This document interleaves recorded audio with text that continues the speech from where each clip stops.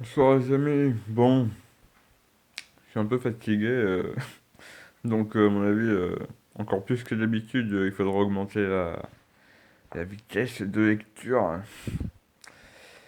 Mais donc, je tenais à vous parler. euh, euh, je sais pas par quoi commencer. Allez, tiens, je vais commencer par. Et du coup, ce sera le début, je pense, d'une série. Je vais vous raconter le début de ce qui s'est passé avec les Gilets jaunes. Voilà. Donc, en fait, moi, à ce moment-là, c'était pas en France. Et j'ai appris, en fait, mon grand-père est décédé. Mon grand-père, le père de mon père est décédé. Puis au moment du début des Gilets jaunes, en fait. Et du coup, moi, je suis rentré pour l'enterrement de mon grand-père. Et, moi, j'étais à Malte, à ce moment-là, à Malte. Une petite île au sud de l'Italie, si je dis pas de bêtises, hein. Non, peut-être un peu plus vers à l'est. Peut-être un peu plus à l'est. Bref. Donc, au début, je me suis dit, bon, j'ai vu ce que c'était à peu près, sans grand espoir, hein. Sans grand espoir. Moi, j'étais assez fataliste. Voilà, moi, je pensais que, en fait, ils allaient donner un peu d'argent en plus aux gilets jaunes et que c'est fini, tout le monde allait rentrer gentiment chez soi. Et donc, c'est pas ce qui s'est passé en fait. C'est pas ce qui s'est passé.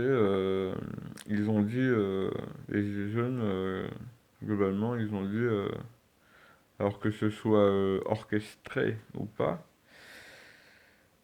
ils ont dit, non, non, on reste, on lâche pas l'affaire. Donc là, ça a commencé à me perdre un peu. En plus, par-dessus ça, il y avait des revendications. Moi, déjà, si jamais il y avait eu officiellement des chefs, je me serais pas intéressé du tout, mais il y avait une volonté affichée qu'il n'y ait pas de chef. Ça déjà, moi, je dis, j'avais, euh, j'avais découvert ce qui pour moi est la vraie l'essence de l'anarchie. Et parce que pour moi, l'anarchie, c'était juste le bordel, quoi, en fait, le bazar. Donc, en fait, j'ai découvert l'anarchie, l'histoire de l'anarchie. Là, on se renvoie au travail de Tancrade Ramonet, qui a fait un super documentaire. Ouais, il dure 3 heures, hein. Voilà, je renvoie à son boulot et je passe le bonjour à Tancrade.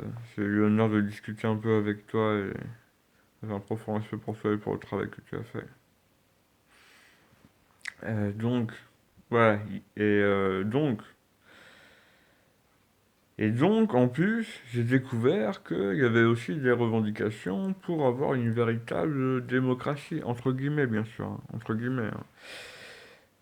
Entre guillemets, véritable démocratie, sachant que pour moi, ça fait longtemps que je pensais que, effectivement, on n'est pas en véritable démocratie, je pensais que c'est plus ou moins une mascarade, un spectacle qu'on nous donne à manger, et puis le seul pouvoir qu'on a, c'est de prendre notre bulletin de vote et d'aller le mettre dans l'urne. Voilà, hein, franchement, moi j'ai dû voter une fois dans ma vie. J'étais tout fier au début d'aller voter pour Chirac. Je crois que c'était Chirac contre Le Pen. Bref, enfin franchement, j'ai dû voter une fois et c'est fini quoi. C'est fini parce que moi, malheureusement, je suis assez fataliste là-dessus. Euh, je suis pas convaincu que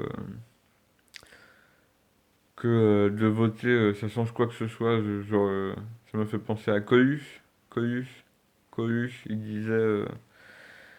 Que si l'élection changeait quelque chose, elle serait interdite. Je pense que Coluche, c'était loin d'être un imbécile, et peut-être c'est pour ça que... Peut-être c'est pour ça que...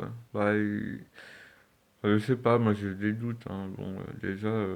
quand il s'est craché, ils nous ont dit que il n'y avait pas de casque. Ouais, ça peut paraître anodin, mais ça n'y est pas du tout. Je referai une vidéo là-dessus, je m'en profite pour le noter. Ça, c'est très important pour moi. Hop, voilà. Euh, donc, il y avait des revendications de véritable démocratie. Véritable démocratie, selon moi, surtout vers le RIC, le référendum d'initiative citoyenne. Ouais, qui faisait partie des grosses revendications. Et ça, effectivement, le RIC, moi, enfin, pour moi, ce serait déjà beaucoup mieux parce que ça permettrait de prévenir la corruption. Ça permettrait d'avoir un contrôle sur ceux qui nous représentent, si on décide de garder les représentants, parce que... Enfin bon, ça, après, c'est à discuter, mais si jamais on s'entend sur que c'est tous ensemble qu'il faut qu'on discute pour que tout le monde y trouve son compte, et que ça tombe pas, hop, comme ça, moi ça me plaît et je me donne envie de m'engager. Ah.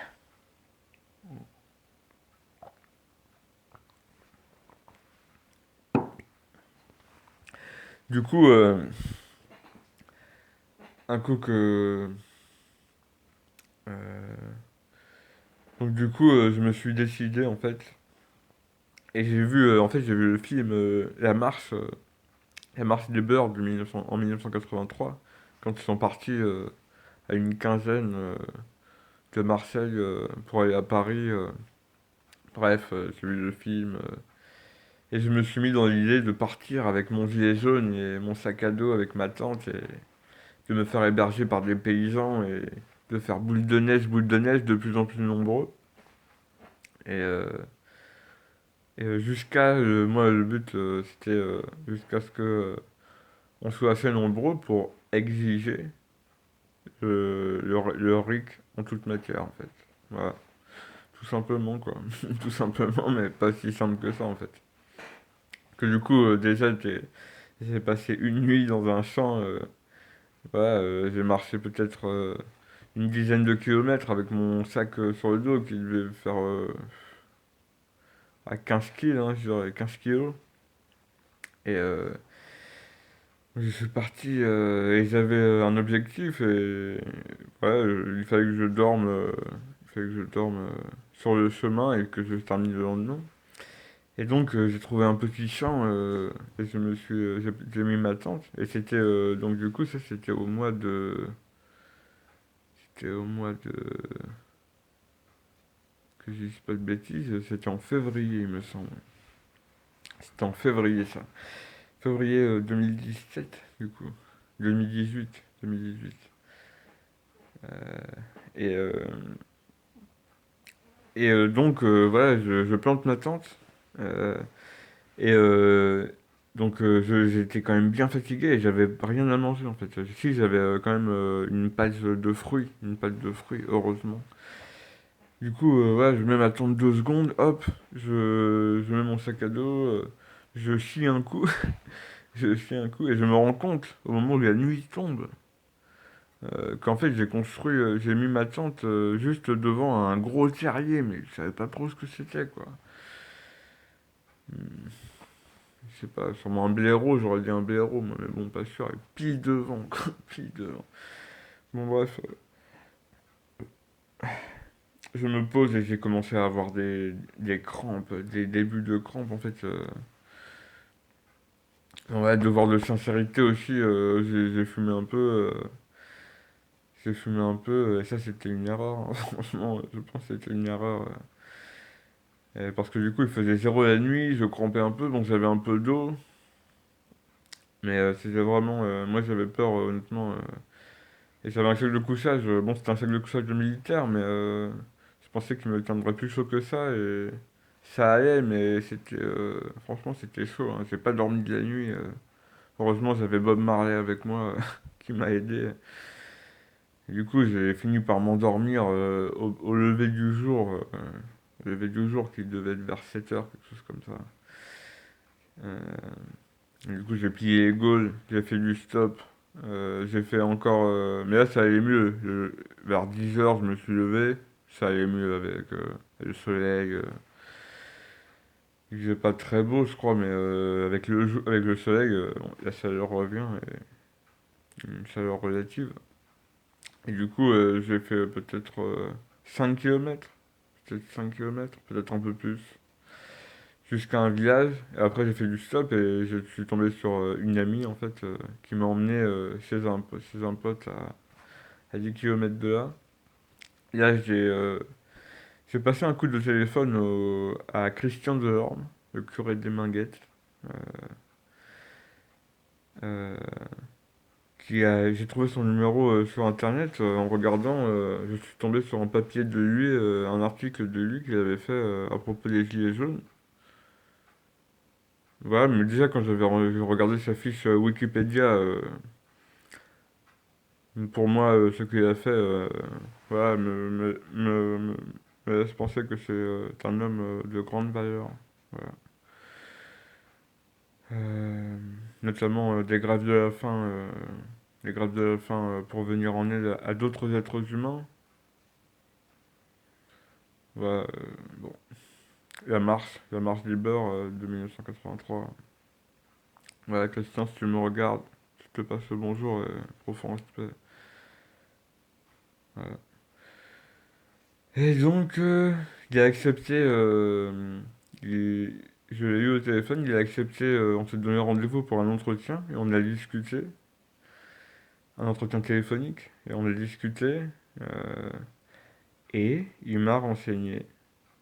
On a discuté de choses et d'autres, hein, je me rappelle plus exactement. Je sais qu'à un moment on a parlé de calvitie, hein, ça je me rappelle pas, mais c'est comme s'il avait eu, c'est comme s'il il avait su que je- que j'avais, que je souffrais d'une calvitie. Ça c'est quand même bienvenue dans la rubrique surnaturelle. Voilà. Mais bon, mais bon peut-être que c'est venu sur la table parce que j'avais vu qu'elle avait écrit un livre sur les chauves. Donc bref. Faut pas que je m'étale trop parce que. Faut pas Euh, et donc, il m'a informé que il y avait une marche de Gilets jaunes qui était partie de Marseille et qui arrivait à Lyon, qui arrivait à Lyon dans quelques jours, quoi. Euh, du coup, effectivement, après j'ai été me renseigner et il y avait une marche pour le RIC et il s'arrivait juste en dessous de Lyon le lendemain, je crois. Donc, moi, le lendemain, j'ai demandé à mon pote chez qui j'étais de m'emmener à la gare de Nevers, et hop, je suis allé en train là où ils étaient, et je les ai rejoints. Et je les ai rejoints, et après, bon, je vais vous raconter ce qui s'est passé. Je vais vous résumer ce qui s'est passé. Ce sera ma vision, hein, évidemment. Et je vous dis à tout de suite pour la suite. Enfin, ou à tout à l'heure, je sais pas.